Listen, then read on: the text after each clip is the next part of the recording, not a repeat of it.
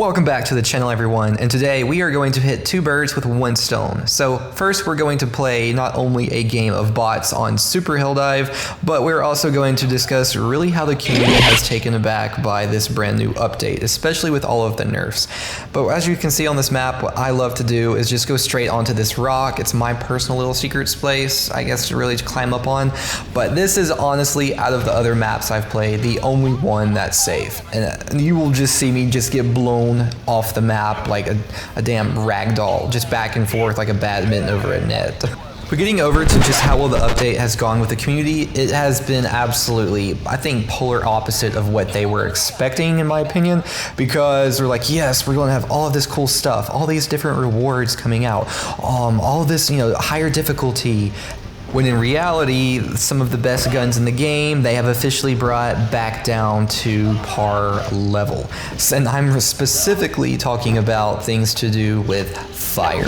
So first and foremost, let's start off with the breaker incendiary. This bad boy used to be the absolute main gun a lot of people were running around, especially if you like to play bugs like I do.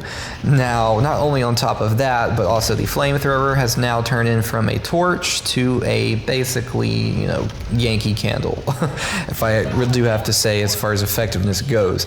Now, the reasoning behind this was because they, quote, wanted to make it more realistic. Now, if you are me, what is realistic about any of the stuff on this game?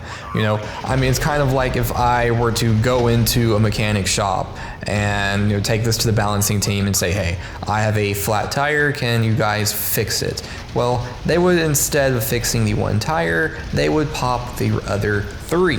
And that is pretty much the logic of how they have gone with all of the stuff on this game, especially with weapons. Now, to me, that is not the way, I guess, to really run the community, because instead of saying, the old phrase, the customer is always right, well, when it comes to listening to your audience, that is kind of something to take into consideration. Now, yes, you can't please everyone, because if you try to please everyone, you please no one.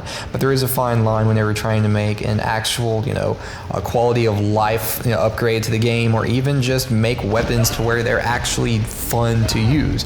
Because, back when I first started, everyone was running all sorts of different guns. It was a big variety.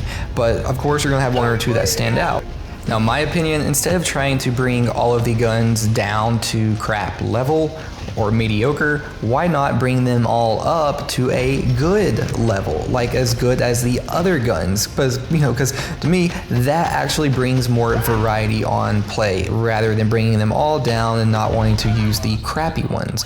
So it's kind of like they're looking at the ones people use the most and be like, oh, okay, they're having fun, they're using all of those guns, so let's just go ahead and then just nerf them through the ground, because then that will incentivize them to use other guns on the game. When to me, that is just, they should just do the reverse. Like I said, bring them all up, because when we have a lot of good guns, we're going to be using that much more. And not only that, we have different levels of difficulty. 1, 2, 3, 4, 5, 6, 7, 8, 9, and now 10.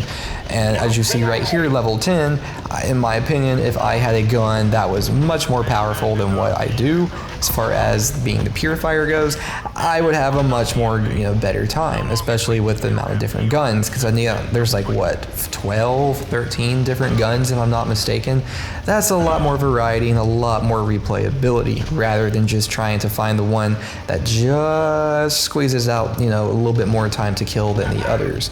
So that's what, is flawed on that. And honestly, as far as realism goes, that is a very kind of like, can kind of go both ways. Because yes, I understand the graphics and the explosions are, pretty realistic, the light flares, the contrast, the light box, like, yeah, that is all great, and the screams, like, that's all great, kind of like, Starship Troopers was the part of it, as far as, I guess, the principles behind all of it. Now, however, the fire, like, let's be real. What is real even about this game in the first place? None of it, you know what I mean? And it's just funny, because let's just tone down the flamethrowers, but just allow, some like bunch of like toxic gas that comes out from this, plane that flies close to the ground, a bunch of bots that shoot out, just lasers or giant lasers coming out from the ship that's, in the stratosphere. Like, I mean, I just think it's more of just an excuse or a hill they can try to stand on, trying to say why they need to nerf stuff. Because, like I said, there's nothing real about any of this. And if you ask me, honestly, like, that is the one thing that is killing this game. The developers are killing themselves. Like, they are throwing themselves down the stairs. Not the community, it's the developers. And I don't know, it's just something that I wish they would take a little bit more, thoughts about, especially because the whole reason Pillstead even wanted to step down was to focus more on the balancing part of the game. And this was like back in late April, early May. And then, they've even gone, taken away a bunch of like war bonds as far as frequency goes.